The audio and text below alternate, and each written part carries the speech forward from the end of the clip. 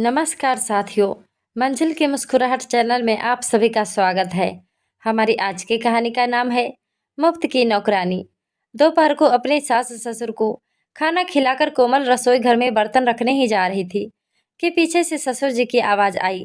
वाह कोमल बेटा, खाना तो तुमने आज बहुत बढ़िया बनाया। पेट के साथ साथ मन की भी संतुष्टि हो गई।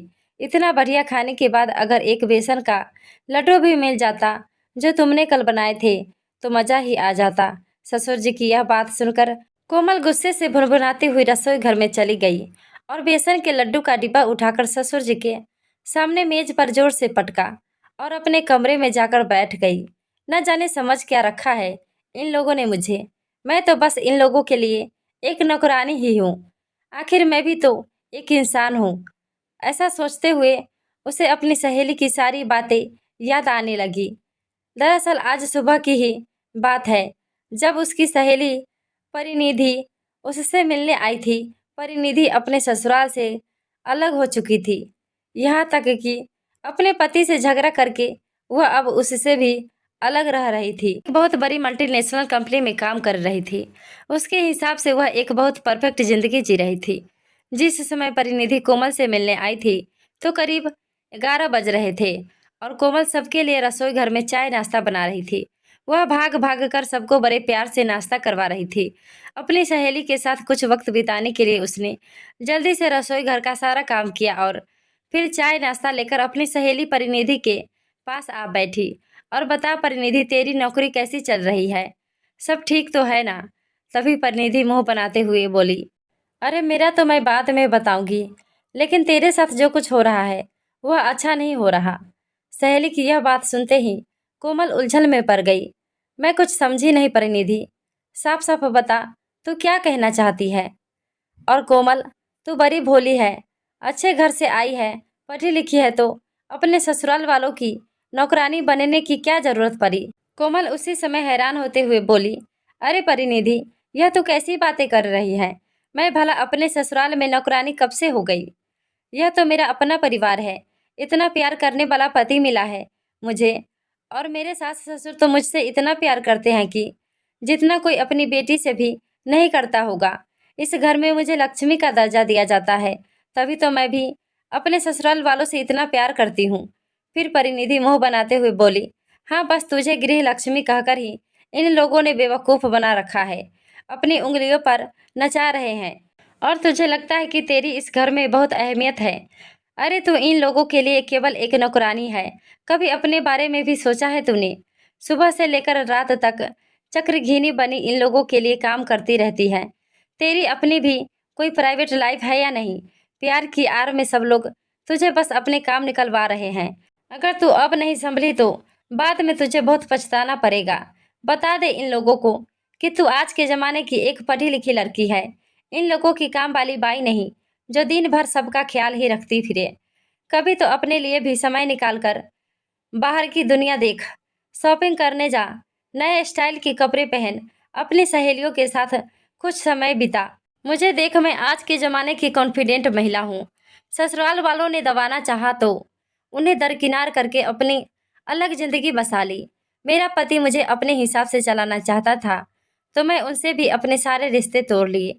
आज मैं अपने हिसाब से जी रही हूँ, लेकिन संतुष्ट हूँ। इसलिए तुझे समझा रही हूँ कि इन लोगों के प्यार के झूठे झांसे में आकर अपनी जिंदगी बर्बाद करने की कोई ज़रूरत नहीं है। सहेली की इन बातों को सुनकर कोमल सोचने पर मजबूर हो गई, लेकिन फिर बोली, अरे परिनिधि, यह सब छोड़, तू भी कौन सी बातें लेकर बैठ गई? इतने दिनों बाद मिले हैं, कुछ हंसी मजाक की बातें करते हैं। उस समय तो कोमल ने परिनिधि की बातों को नज़रअंदाज कर दिया, लेकिन उसका एक एक शब्द उसके दिलो दिमाग में बैठ चुका था। परिनीति की बातें सुनने के बाद उसे सच में ऐसा लगने लगा था कि ससुराल वाले केवल उसका इस्तेमाल कर रहे हैं और उनकी नज़रों में उसकी अहमियत सिर्फ एक काम वाली बाई जैसी है। थोड़ी देर में उसकी सहेली बोली, अच्छा ठीक है कोमल, अब मैं चलती हूँ। कुछ दिन हो गए थे ब्यूटी पार्लर भी नहीं गई थी। वह क्या है ना, मैं अपना पूरा ख्याल रखती हूँ। कटाक्ष करते हुए परिनिधि हंसकर अपना बैग उठाकर चली गई और जाते जाते बोली, कोमल, चाहे तुझे मेरी बातों का कुछ बुरा लगा होगा, लेकिन इस विषय पर एक बार जरूर सोचना। अपनी सहेली की बातें याद करते हुए कोमल की तंद्रा अचानक भंग हुई। जैसे ही उसके ससुर जी की आवाज आई, बेटा कोमल मेरा चश्मा तो देना जरा, बिना चश्मे के अखबार भी नहीं पढ़ पाता हूँ। तीखे स्वर में कोमल बोली, नहीं पिताजी, अभी मेरे पास बिल्कुल समय नहीं है। अगर चश्मे के बिना अखबार नहीं पढ़ पाते हैं तो थोड़ी देर अखबार छोड़ दीजिए। अपनी बहू कोमल से इस तरह के जवाब की तो उसके ससुर जी ने कभी कल्पना भी नहीं की थी, क्योंकि कोमल तो हमेशा हंसी खुशी से उनके काम किया करती थी। उसके इस व्यवहार पर उसकी सासू माँ भी चौंक गई, लेकिन किसी ने उसे कुछ नहीं कहा। परंतु थोड़ी देर बाद उसकी सासू माँ उसके पास आई और बड़े प्यार से उसे पूछने लगी, कोमल बेटा, कुछ परेशान लग रही हो, क्या हुआ? तबीयत तो ठीक है ना? लेकिन इस बात में भी कोमल को ऐसा लगा जैसे उसकी सासू माँ चतुराई दिखाकर उसके साथ अपनेपन का दिखावा कर रही है। फिर भड़कते हुए कोमल बोली, नहीं नहीं, मुझे भला क्या परेशानी हो सकती है? मैं तो यहाँ आप सबकी परेशानियाँ दूर करने के लिए बैठी हूँ। आप जाइए, अपने कमरे में आराम कीजिए। आप लोगों के काम वाली तो यहाँ खड़ी है ना? उसकी सासू माँ ने कुछ और कहना उचित नहीं समझा और चुपचाप बाहर चली गई। रात के समय कोमल ने कोई अलग से दाल सब्जी नहीं बनाई और डिनर में दोपहर वाली सब्जी ही सबके सामने लाकर रख दी। दोपहर की सब्जी देखते ही उसका पति अमित बोला, अरे कोमल, फिर से वही दोपहर वाली सब्जी? रात को कुछ नहीं बनाया क्या?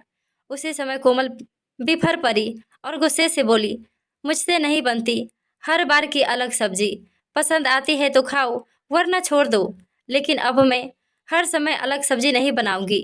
ऐसा कहकर वह अपने कमरे में जाकर सो गई। कोमल का यह जवाब पाकर अमित भी हक्का बक्का रह गया, लेकिन फिर भी किसी ने उसे कुछ नहीं कहा। सब चुपचाप खाना खाकर अपने अपने कमरे में चले गए। कमरे में लेटे हुए कोमल सोचने लगी, आए बड़े मुझे नौकरानी बनाने वाले। कल सुबह मैं जल्दी उठकर किसी के लिए कुछ नहीं बनाने वाली। जिसको जो खाना है वो बनवा लो सासू माँ से। दिन में ही सबकी अकल ठिकाने न लाई तो मेरा नाम भी कोमल नहीं। अगले दिन सुबह कोमल की नींद तो खुल गई, लेकिन जानबूझकर वह कमरे से बाहर नहीं निकली। लेकिन तभी सासू माँ कमरे के दरवाजे पर आई और बोली, कोमल बेटी, आज तेरी ननद घर पर आ रही है, तो आज खाने में कुछ स्पेशल बना देना। मैं तो कहती हूँ मटर पनीर की सब्जी बना लेना तो अच्छा रहेगा। तुम जल्दी से तैयार होकर आ जाओ, मैं तब तक खीर बनाने के लिए रखती हूँ। इतना सुनने की देर थी कि कोमल गुस्से से तिलमिला उठी और बोली, बस मैं तो आप लोगों की मुफ्त की काम वाली बाई बनकर रह गई हूँ, जो दिन भर सबके लिए काम करे, खाना बनाए और मेहमानों की भी आओ भगत भी करती रहे। बहुत हो गया, अब मुझसे ज़्यादा उम्मीदें लगाने की कोई ज़रूरत नहीं है। गुस्से से कोमल पैर पटकते हुए जैसे ही बाथरूम की तरफ जाने लगी, तभी अचानक उसका पैर फिसल गया और धड़ाम से वह जमीन पर गिर गई।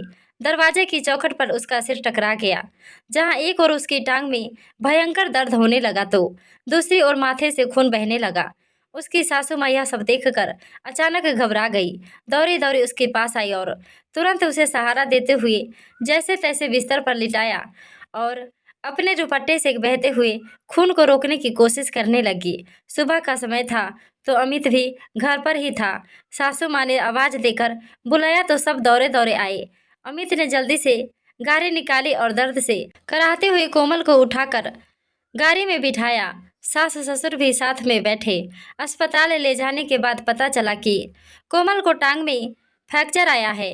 अपनी हालत पर कोमल बस रोती ही जा रही थी। तभी सासू माँ उसके पास आई और हौसला बंधाते हुए बोली, कुछ नहीं हुआ बिटिया, परेशान होने की कोई ज़रूरत नहीं है, हम सब लोग तेरे साथ हैं। डॉक्टर ने कहा है कि फ्रैक्चर हल्का सा है और कुछ ही समय में तो बिल्कुल ठीक हो जाएगी। मास्टर चढ़ाकर कोमल की अस्पताल से छुट्टी कर दी गई। अब तक उसकी ननद भी घर पहुंच चुकी थी, लेकिन उसके घर पहुंचने से पहले ही उसकी ननद ने उसके कमरे के साथ साथ पूरे घर को अच्छी तरह व्यवस्थित कर दिया था, ताकि उसकी भाभी को कोई तकलीफ ना हो। जब कोमल घर पहुंची तो वह व्हील चेयर पर थी।